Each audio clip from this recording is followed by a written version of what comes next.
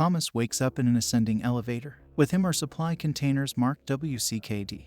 When the elevator reaches the top, a door above him opens and he's surrounded by a Lord of the Flies type gaggle of young men, boys. Thomas takes off running, but stops when he realizes he's in a small glade surrounded by huge walls. Glade subdues Thomas and keeps him from trying to run into a maze which is accessible through a door in the wall. The leader of the group, Albie, and his consigliere Newt explain the situation to Thomas. Once a month the elevator comes to the surface with supplies as well as a new boy. They all live in the Glade and call themselves Gladers. None of them can remember anything about their pasts or why they were sent there, but after a few days their names come back to them. Each boy is given a different job. Some are builders, some are runners. A door opens in the giant wall every day and closes every night. The door leads to a maze that surrounds the Glade. Runners go through looking for a way out. If you're trapped in the maze overnight, the grievers get you and you die. The maze changes every night. Albie was the first boy to arrive in the Glade. No one knows why they're there. Thomas starts to form a friendship with the kid who came up the month before him. He's one of the youngest of the group.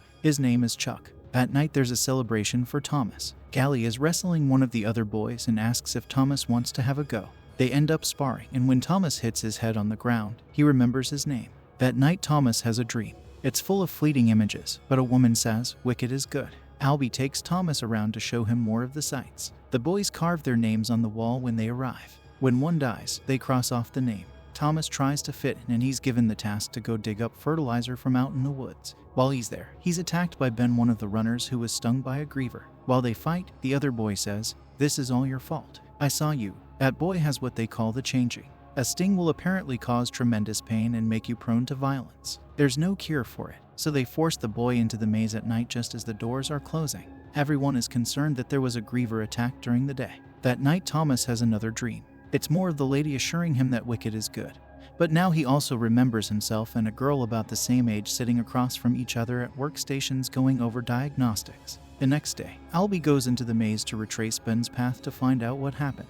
It rains during the day. Now it's getting late and Albie still hasn't returned. All the boys gather around the entrance to the maze. Just as the doors are about to close, the lead runner named Minho appears with a very injured Albie. Thomas rushes into the maze to help them, but the door closes behind him. Minho and Thomas use vines to suspend Albie's body and try to keep it safe from the grievers. Albie was stung while inside the maze. One of the grievers appears and chases after Thomas. The grievers looks like gigantic bedbugs with robot legs and scorpion tails. Thomas and the griever run around a bit as the walls in the maze change. Finally, Thomas is able to lure the griever between two walls that are colliding and squish. Dead griever. The next day, Glade calls for a meeting of the Gladers. Most are excited that Thomas killed a griever. There's another group though, led by Glade, who feel that the rules they have were put in place to keep everyone safe, and ever since Thomas arrived, things have changed, like grievers attacking during the day. Speaking of things changing, the elevator arrives. The boys run out to check what the elevator brought. Inside are no supplies, only a young girl. She looks up and says, "Thomas," before passing out. In her hand is a note that reads, "She's the last one ever." Glade calls for Thomas to be punished because non-runners are allowed in the maze. He doesn't like the fact that the girl knew who Thomas was. He's scared that the elevator hasn't gone back down since they took out the girl.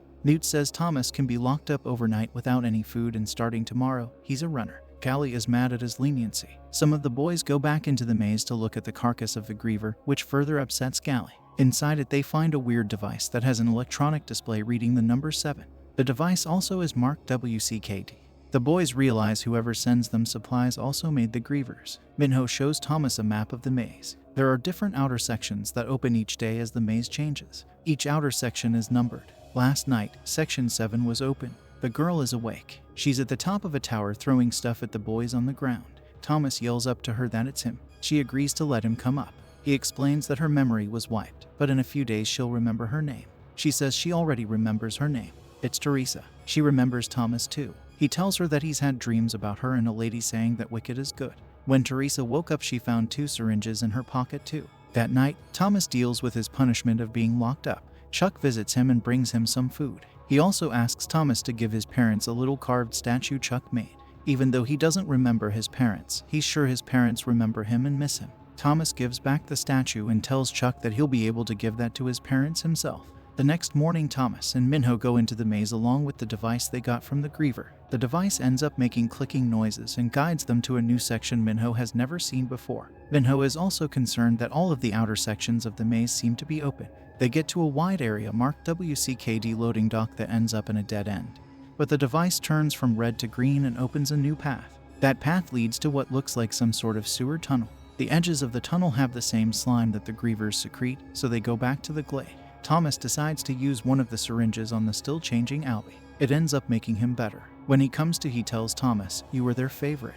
But we don't find out what he means because outside doors all over the maze begin to open and outpour scores of grievers. A griever attack that wipes out lots of the boys and destroys most of their village. Albie is among the dead. Chuck is saved after being grabbed by one of the grievers. They end up hacking off its tail. After the attack, Thomas realizes that the venom from the griever stings helps the victim remember, so he takes the hacked-off tail and stings himself, and he remembers a little bit more. Thomas remembers that the maze isn't a prison, it's a test. He sees all of the other boys in incubation tubes. A lot of them are in a panic. He also sees himself as a scientist along with Teresa. The Gladers use the second syringe, and Thomas is cured and confesses to everyone that he's one of the people responsible for everyone being there. Gally is furious. He and his group tie Thomas and Teresa to stakes outside the entrance to the maze as an offering. But half the group is still with Thomas, so they free them. Now the Gladers are divided. Thomas tells Gally that he'd rather die trying to escape than die in the Glade not try. Thomas takes a group into the maze. They get to the loading dock area from before and are attacked by grievers again. They go through the sewer tunnel and it leads to a locked door. They need a numerical code to get through. They realize the code must be the sequence in which the maze would normally open. Teresa types it in and everyone goes through a door. Walls crush all the grievers behind them. The kids walk through some hallways until they find a door marked exit. They go through and now they're inside the lab from Thomas' dreams and memories. All the scientists are dead. A video starts to play. The woman from earlier identifies herself as Ava Page and tells the kids that they don't remember this, but there was global devastation by something called the Flare. She was part of a controversial group called the World Catastrophe Killzone Department that believed that in testing the kids they could monitor their brains and find a cure. While she speaks, behind her guerrilla soldiers rush in and start killing other scientists.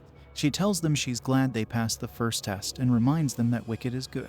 Before signing off, Paige shoots herself in the head. A door opens leading outside. Before anyone can leave, Gally shows up. He has a gun. He says that they all belong in the Glade. He goes to shoot Thomas, but Chuck jumps in front of the bullet. Gally gets stabbed in the chest with a knife. Chuck hands the, now bloody, statue to Thomas and dies. A group, who looks like the guerrilla soldiers from the video, rush in and takes the kids outside to waiting helicopters. At first it looks like they're in the desert, but we pull out to reveal that they're outside what used to be a city. Buildings are destroyed and everything is covered in sand. They fly over the maze and the Glade, and no one asks why the helicopters just didn't land inside the Glade and rescue the kids there instead. In the final shot, it is shown that Paige is alive and wiping fake blood off her head. She says that the kids have taken the bait. More kids survived than she anticipated. The maze was a success, and now Phase 2 can begin as the helicopter flies away to the City of Ruins. To be continued.